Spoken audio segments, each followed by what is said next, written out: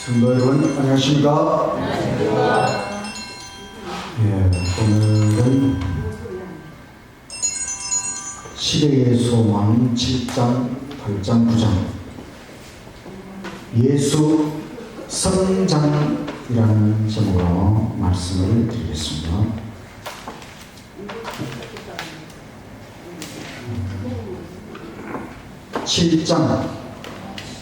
유년시대, 예수님의 유년시대에 대하여 성경 본문은 누가복음 2장 39절 40절. 아기가 자라며 강하여지고 지혜가 충만하며 하나님의 은혜가 그의 위에 있더라. 예수님, 아기 예수가 자랍니다. 강하여지고 체력적으로 지혜가 충만하며 지적으로 성장하고 하나님의 은혜가 그의 위에 있더라. 영적, 그래서 영적, 지적, 체력의 성장, 영지체, 삼육교육이 여기서 이름이 나왔습니다. 세 가지 우리 사람을 구성하는 세 가지 전인적 교육과 성장. 예수님의 성장, 우리와 똑같은 성장의 시대를 보내셨는데 강하여지고 육체적으로 강하여지고 지혜가 충족하며 하나님의 은혜가 충만하고 또 사랑이 충만한 그런 아기로 사람으로 성장하였습니다. 예수의 품성에는 균형 잡힌 아름다움이 있었다. 균형이 잡힌 아름다움, 품성의 완전. 예수님의 특징은 자원봉사, 자원하여 봉사하는 것입니다. 시켜서 하는 봉사가 아니라 자원하여 봉사, 인내, 또 진실성, 원칙, 사랑, 명랑, 이것이 유년 시대 예수님의 특징이었다. 아이 예수는 해당의 학교에서 교육을 받지 않았다. 해당 학교는 그 당시에 가장 최고의 교육기관이라고 할 수 있는 해당의 학교에서 교육을 받지 않았다. 누가 예수님을 교육했느냐? 예수님의 어머니 마리아가 예수의 최초의 인간 교사였다. 모세에게 말씀하신 그분이 어머니 무릎에 앉아 성경을 배우셨다. 성경에 처음 5권을 기록한 사람이 모세 5경을 기록했죠. 그 모세에게 말씀하신 분이 누구라고요? 예수 그리스도이십니다. 그런데 그분이 바로 이 땅에 아기로 오셔서 어머니 무릎에 앉아서 성경을 배우셨다. 참, 성경을 주신 그 예수님이 아기가 되어서 성경을 배우셨다고 하는 것입니다. 예수님은 랍비 학교, 랍비가 가르치는 학교를 찾지 않으셨습니다. 하나님이 바로 예수의 교사이셨다. 소년 예수는 성경의 정통이었다. 하나님 말씀을 부지런히 연구한 결과입니다. 이 소년이라는 건 예수님이 아직 12살 이전 시대를 12살 이전 시대에 예수님은 성경에 정통했다는, 그것은 성경을 부지런히 연구한 결과이라는 것이죠. 하나님이기 때문에 정통한 것이 아니고 우리와 같은 사람으로서 성장하는데도 성경을 열심히 연구해서 성경에 정통하셨다. 만물을 만드신 그분 예수님이 친히 만물 속에 기록하신 교훈을 배우셨다. 이 천지 만물을 만드신 분은 예수 그리스도이십니다. 이 천지 만물 속에 아버지의 사랑을 다 기록해 놓으셨어요.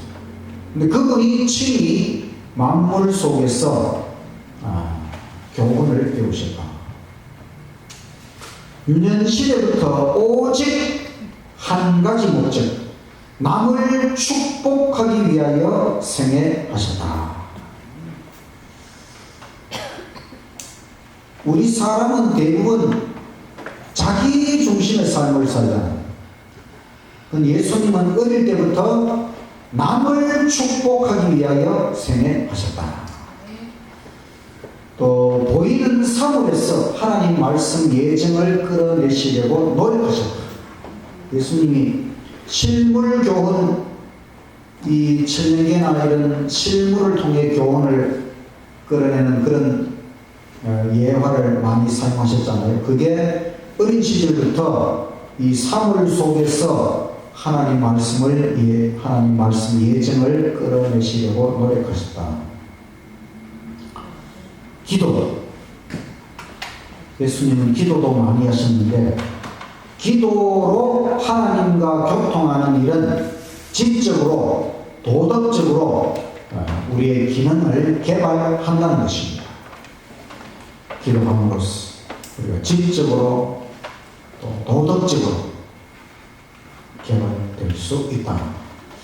예수의 생애는 하나님과 조화된 생애.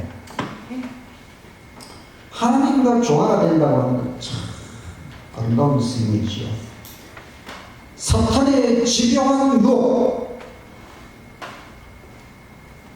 유년 시절이라고 해서 사탄이 예수님을 가만히 놓아놓은 것이 아니고 사탄은 집요한 유혹으로 예수님을 유혹했기 때문에 예수의 생애는 긴 투쟁의 생애다.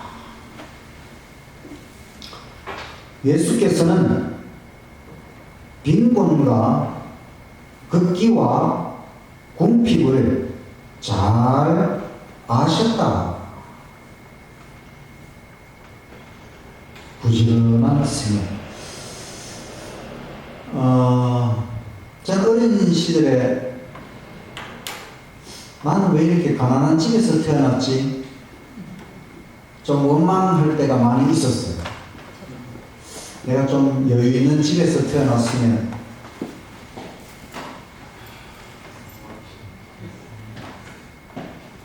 친구들이 이래 보니까 어떤 부잣집에서 태어난 친구는 상륙 영어 학원을 다녀가지고 영어를 아주 잘 하더라고요.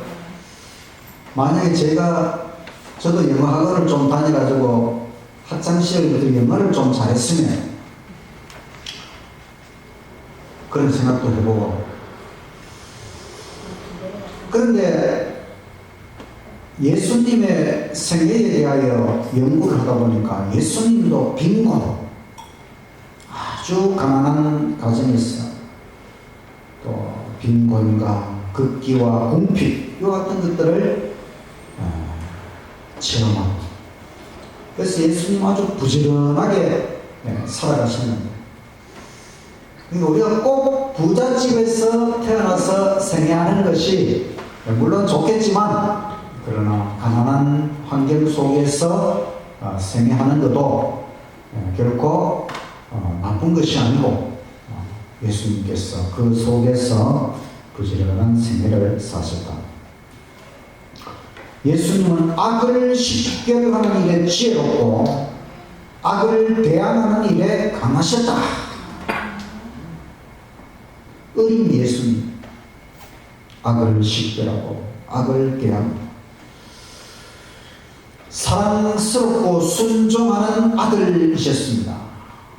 예수님은 기술을 배우시고 목공소에서 아버지와 함께 일을 하셨습니다. 노동은 고귀한 것입니다. 근면하고 정확하고 철저하고 완전하게 일을 하셨고, 예수께서는 당신의 일을 즐겁고 재치 있게 행하셨다. 일을 억지로 하는 것이 아니라 즐거운 마음, 재치 있게. 또 예수님은 자주 찬양하는 찬양으로 마음속에 있는 기쁨을 표현하셨다. 예수의 찬양 소리는 악한 천사들을 쫓아내고 하늘의 분위기를 만들었다는 것입니다.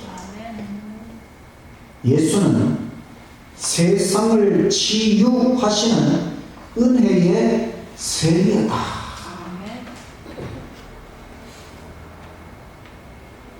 어른이 된 예수님이 그렇다는 것입니까? 지금 유년 시대의 예수님, 아직 12살이 되기 전 시대인데 예수님은 이 세상을 치유하시는 은혜의 샘이었다고 하는 것입니다.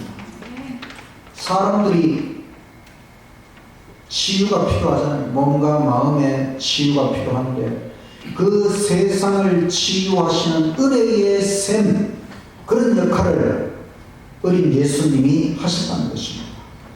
예수께서 함께 하심으로 사람들은 더 행복해졌다. 얼마나 좋은 말씀입니까? 예수님이 함께 하시면 함께한 사람들이 다 든든하게 행복해졌다는 것입니다. 우리가 그런 사람이 되어야 되지 않겠습니까? 내가 거기에 있으므로 모든 사람이 행복해질 수 있는 그런 인생을 살아야 되겠습니다.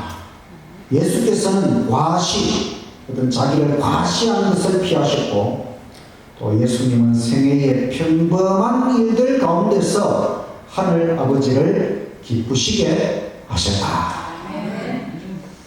평범한 일 속에서도 항상 하늘 아버지를 기쁘시게 하는 이런 예수님, 유년 시대에 성장하는 예수님의 모습입니다. 8장 6월절에 참여하신 누가복음 2장 41절에서 51절의 본문. 이제 예수님이 12살이 됐어요.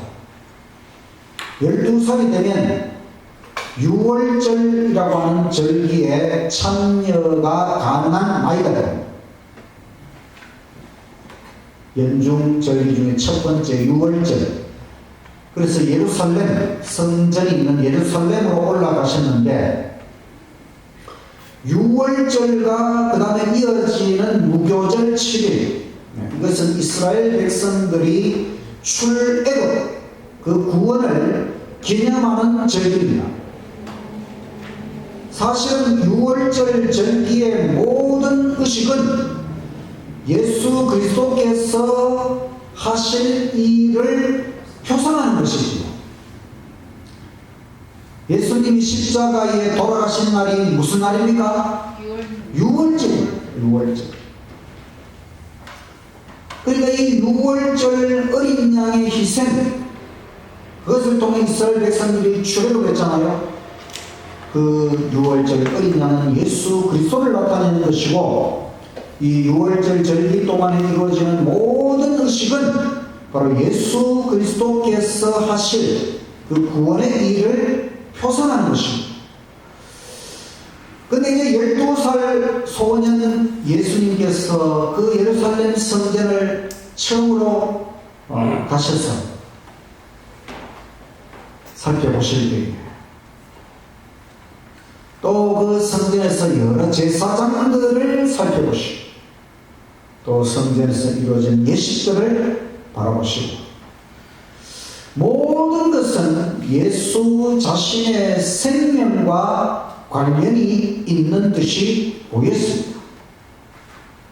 예수의 사명의 신비가 소년 예수에게 공개되고 있었습니다. 아마 예수님께서 뭔가 의미심장한 것 같은 경험을 하셨을 것입니다. 예루살렘 성전에서 6월절 그 모든 의식들을 바라보면서 예수님은 이제 자기 자신이 해야 될 가장 중요한 일들을 서서히 살펴보셨다.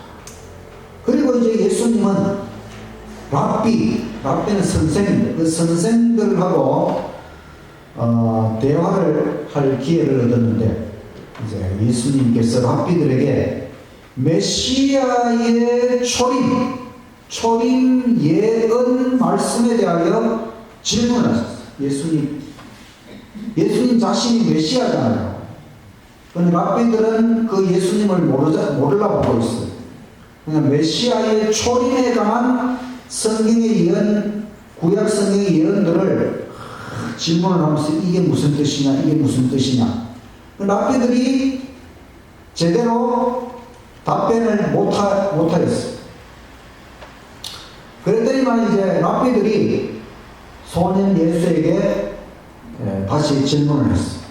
소년 예수는 겸손한 태도로 말씀의 깊은 뜻을 드러내셨다. 예수님 부지런히 성경 말씀을 깨우치셨기 때문에 이 성경의 그 깊은 뜻을, 메시아에 관한 그 귀한 말씀들, 그 깊은 뜻을 드러내셨다는 것입니다. 이제 집으로 돌아갈 시간이 되어서 예수님의 부모 요셉과 마리아는 혼란, 또 혼잡 속에 이 예수 없이 소년 예수를 잊어버리고 그냥 집으로 향하였습니다. 집으로 가다가 보니까 예수님이 없다는 것을 뒤늦게 깨닫게 되었어요.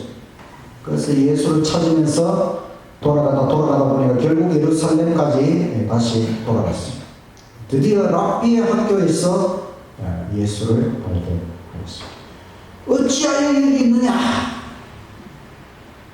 예수께서 대답하시고, 내가 내 아버지 집에 있어야 될 줄 알지 못하십니까?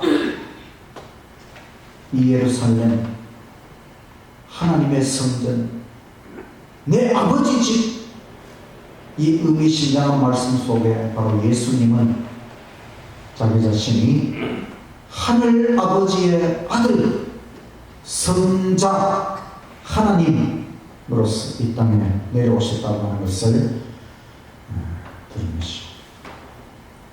소년 예수는 하나님과 자신의 관계를 이해하셨다.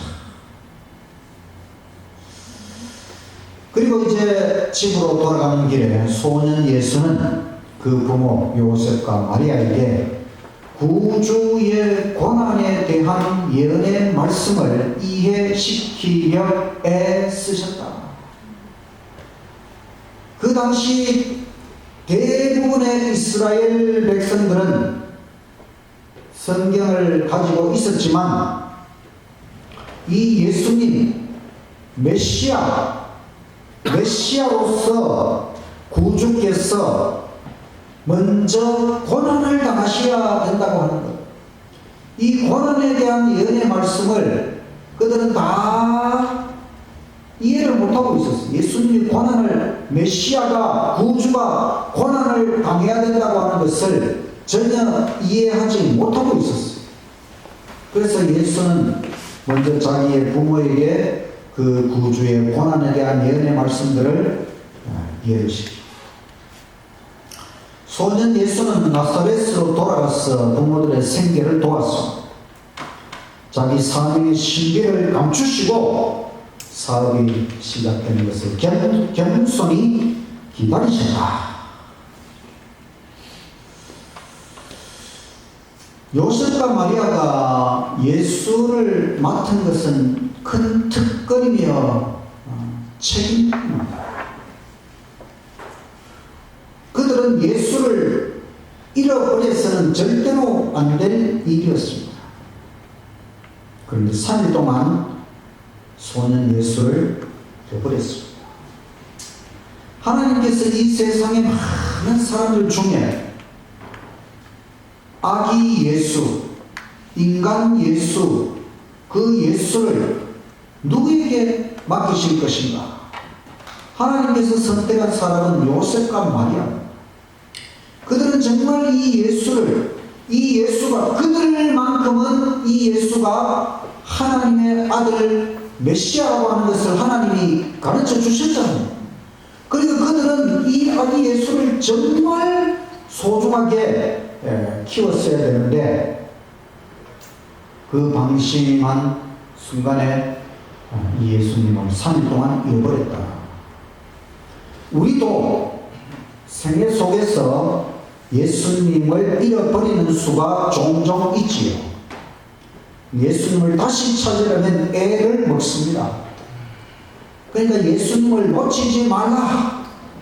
항상 우리가 너무 바빠도 예수님을 놓칠 수 있고, 너무 세상적이어도 예수님을 놓칠 수가 있고, 또 사탄 마귀의 유혹에 넘어가서 예수님을 놓칠 수가 있어요.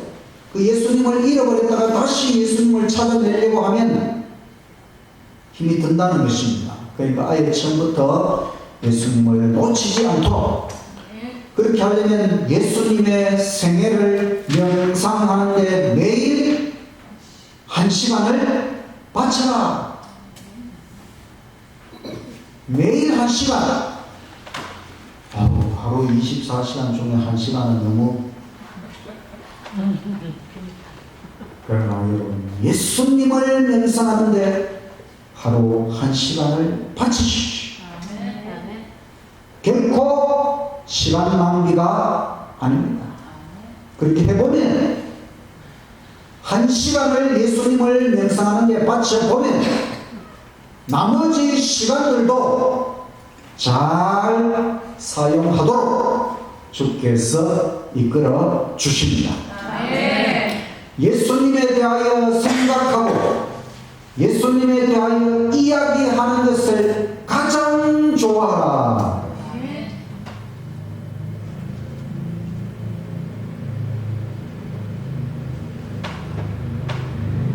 남 이야기하는 거 좋아하지 마시고 예수님에 대하여 이야기하는 걸 좋아하라는 것입니다. 예수님에 대하여 생각하고 예수님 이야기하고 정말 오직 예수님, 내 인생에서 가장 소중한 예수님, 매일 매순간 예수님을 생각하며 살아가시는 저와 여러분이 되시기를 간절히 바랍니다. 9장 투쟁의 시절 청소년 예수. 누가복음 2장 52절 다같이 읽겠습니다. 시작. 예수는 그 지혜와 그 키가 자라가며 하나님과 사람에게 더 사랑스러워 가시더라. 여기서도 똑같은 말씀. 지혜가 자라, 키가 자라, 하나님과 사람에게 더 사랑스러워. 지적으로, 체력적으로, 영적으로 전인적, 균형진 성장. 예수님, 청소년 예수님의 모습. 청소년 시절은 예수님께 있어서 투쟁의 시대였습니다. 우리 사람 다, 모든 사람이 다 청소년 시절, 투쟁의 시절을 보내는 것처럼 예수는 랍비들이 만든 무수한 규칙들에 구애받지 않으셨다. 랍비의 규칙이 중요합니까? 성경의 규칙이 중요한 것입니까? 성경이 중요한 것이죠. 예수는 항상 구약 성경을 연구하시고 말씀이 그 입술에 있었다. 인간의 이론을 높이는, 랍비들이 그 자기들이 만든 그 규칙, 그 이론을 높이는, 그들의 예배에는 진리가 없고 평안이 없고 자유가 없었다는 것입니다. 인간의 이론은 아무리 좋은 것 같아도 거기에 진리가 없고 평안이 없고 자유가 없고, 예수님은 성경 전체를 아시는 듯 성경 참 뜻을 랍비들에게 설명하셨다. 성경 전체를 알아야 하는 것입니다. 성경의 참 뜻을 알아야 하는 것입니다. 근데 요셉의 아들들, 이 요셉의 아들들은 누구냐면, 요셉이 마리아와 첫 번째 결혼한 것이 아니고 첫 번째 부인에게서 아들들이 있었어요. 근데 첫 번째 부인이 아마 일찍 죽은 것 같아요. 그래서 마리아와 다시 이제 재혼을 하게 된 것입니다. 이 첫 번째 부인에게서 아들들, 그러니까 이제 예수님에게서 형님들, 형님. 근데 예수의 형들은 랍비들의 편을 들었어요. 근데 랍비의 교육보다 예수의 교육이 더 고상하다고 하는 것이 드러났습니다. 예수님은 생명나무, 지식의 근원, 바로 하나님과 접촉하고 계셨다. 예수님은 성경을 통해 하늘 아버지와 접촉하면서 최고의 교육을 받으신 것입니다. 예수는 항상 사람들을 도와주기 위하여 애쓰셨다. 항상 사람들을 도와주는 것. 예수는 자비가 있으셨고 재치가 있으셨다. 자비로, 자비가 있으니 재치가 있으셨다.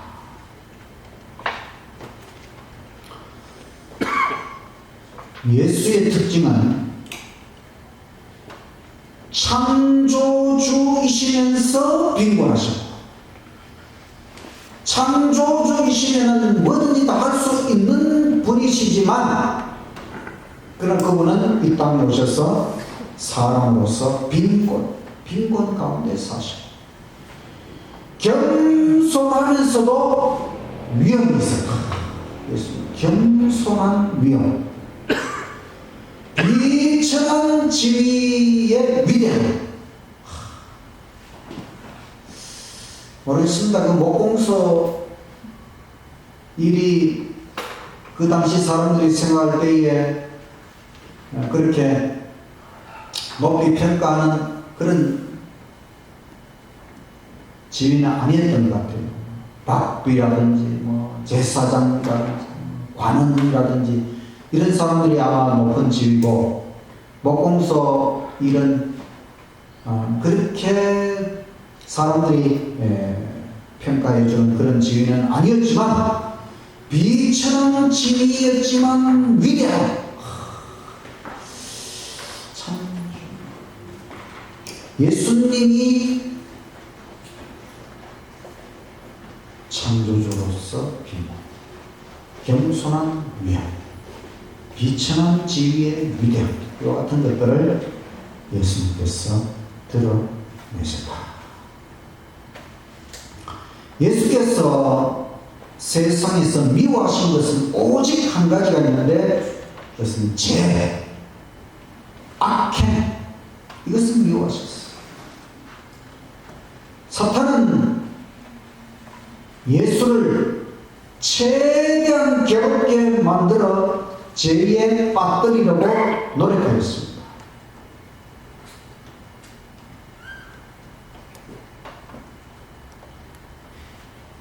여러분, 인생이 괴롭습니까? 괴로운 인생길이죠. 인생은 괴로운 것입니다. 왜냐하면 사탄 마귀가 우리를 최대한 괴롭게 만들고 있어요. 저는 인생이 왜 이렇게 괴로운가 생각 많이 했거든요. 근데 알고 보니까 사탄 마귀가 우리 인생을 괴롭게 만들어서 죄에 빠뜨리려고 노력하고 있다는 것입니다. 이 사탄이 자꾸 인생을 괴롭게 만들면 사람들이 이 괴로운 인생에서 벗어나려고, 그죠? 괴로운 인생에서 잠시라도 벗어나려고 뭘 합니까? 술도 한잔 마실 수도 있고,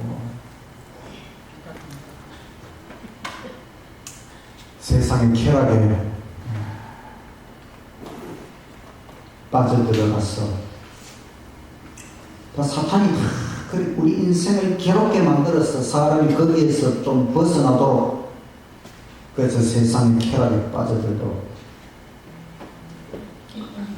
근데 예수님은 항상 기록하였으되 라는 성경 말씀으로 이기셨다. 아무리 사탄이 예수님의 인생을 괴롭혀도 예수님은 그것 때문에 죄에 빠진 것이 아니라 하나님의 말씀으로 이겨내셨다는 것입니다. 예수님은 명랑하고 쾌활하셨어요. 예수는 고난들을 초월하여 사셨다는 것입니다. 예수님께 고난이 없는 것이 아닙니다. 고난의 제1인자가 예수 그리스도이십니다. 그런데 예수님은 고난들을 초월하여 사셨다는 것입니다. 우리가 고난을 초월해야 초월. 고난이 항상 우리에게 다가오지만 이 고난을 초월하여 예수의 가장 행복한 시간은 천년계 속에서 하나님과 교통하는 것이었어요. 천년계 속에서 하나님과 교통하는 것이 예수님에게 있어서 가장 행복한 시간. 예수는 이른 아침에 성경을 상고하시고 기도의 시간을 가지셨어요. 그래서 예수님은 새벽형 인간입니다. 새벽형. 새벽에 일찍 일어나서 성경을 연구하고 기도하고,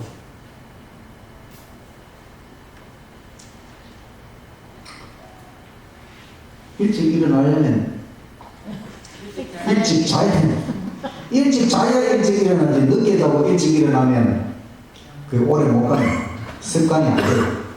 그래서 여러분, 예수님처럼 새벽에 일찍 일어나서 말씀을 연구하고 기도하시려면 최대한 빨리 일을 끝내시고 늦어도 10시 전에 주무십시오. 그래서 아침에 새벽에 일어나서 또 하루를 주님과 함께 하루 전체가 아주 알차게 지나갈 수 있습니다. 예수는 어머니에 대한 존경과 사랑으로 특징 지어졌다. 예수는 신적인 존재이지요. 하나님이시지요. 그 증거가 뭐냐? 예수님이 하나님이라고 하는 증거가 무슨 예수님이 큰 이적을 행하신 것이 그 증거가 아니고, 다른 사람의 유익을 위해 자신을 희생하신 것. 이게 쉽습니까? 어렵습니까? 사람은 거의 100% 자기 자신을 위해서 살아요. 다른 사람 유익 위해 자신을 희생하기까지 하면 참 대단히 어려운 일입니다. 그런데 예수님은 그 일이 매우 자연스럽다는 것입니다. 이것이 바로 예수님이 신적인 존재, 하나님이라고 하는 최고의 증거가 바로 이것이었다. 예수님은 어린 시절, 청소년 시절 항상 다른 사람의 유익을 위해 자신을 희생하는 그런 생애를 사셨고, 예수는 악한 사람들 속에서도 더럽혀지지 않으셨다.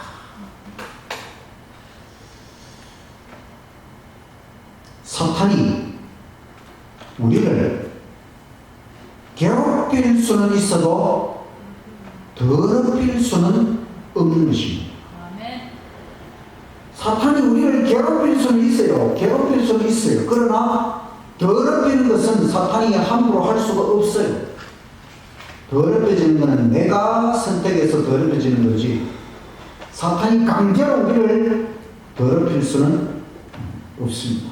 그래서 예수님은 사탄에 의하여 괴로운 일을 많이 당하셨지만, 또 악한 사람들 속에 살아가셨지만 자기 자신이 더럽혀지지 않으셨다. 예수는 매 순간을 보배처럼 귀중히 여기시고 사용하셨습니다. 예수는 각 영혼에게 구원의 치료제를 발라주려고 하셨습니다. 예수의 친절한 말씀은 진정시키는 향유와 같았습니다.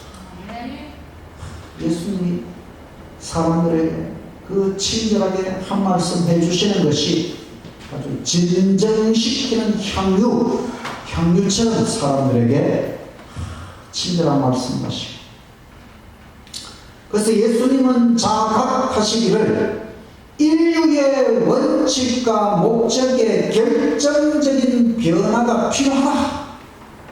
예수님께서 그 당시 사람들을 바라보실 때에 이 인류에게 결정적인 변화가 필요하다. 이대로 인간이 이렇게 지금 가서는 안 되겠다. 결정적인 변화가 필요하다고 하는 것을 예수님이 자각하시고, 예수님 자신이 사람들의 빛이 되도록 그의 생애의 계획을 실천하셨다는 것입니다. 예수님,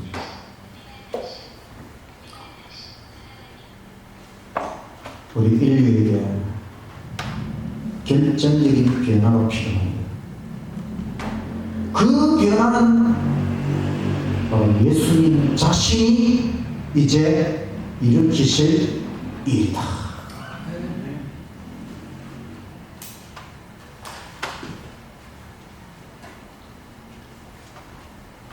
여러분, 그런 생각해 보셨어요?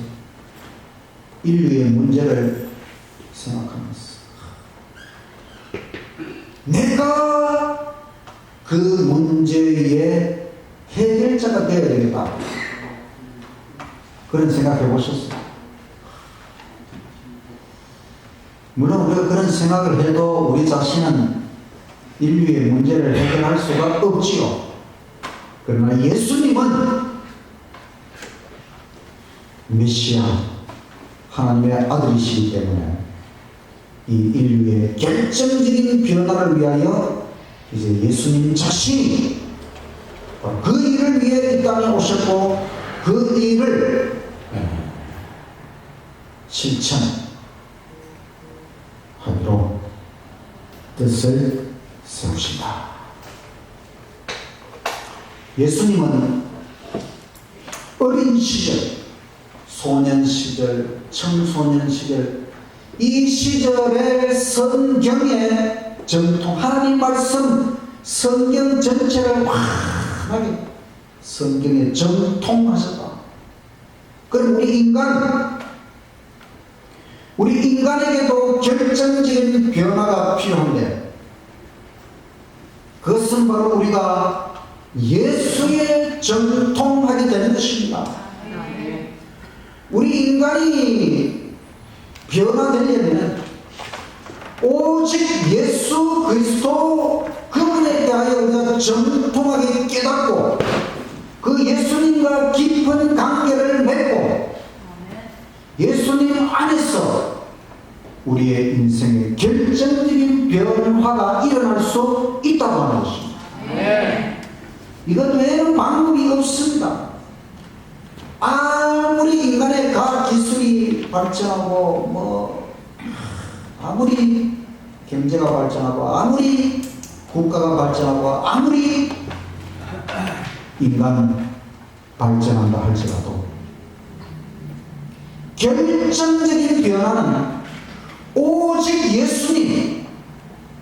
예수님만이 우리 인생에 결정적인 변화를 주실 수 있는 것입니다. 우리는 예수님 그분에 대하여 정통, 예수님 그분에 대하여 완전히 올바르게 깨달아야 하는 것입니다. 그럴 때에 우리 인생에 놀라운 변화가 일어나게 될 것입니다. 예수님 안에서 여러분 인생의 결정적인 변화가 되기를 간절히 바라면서 말씀을 마치겠습니다.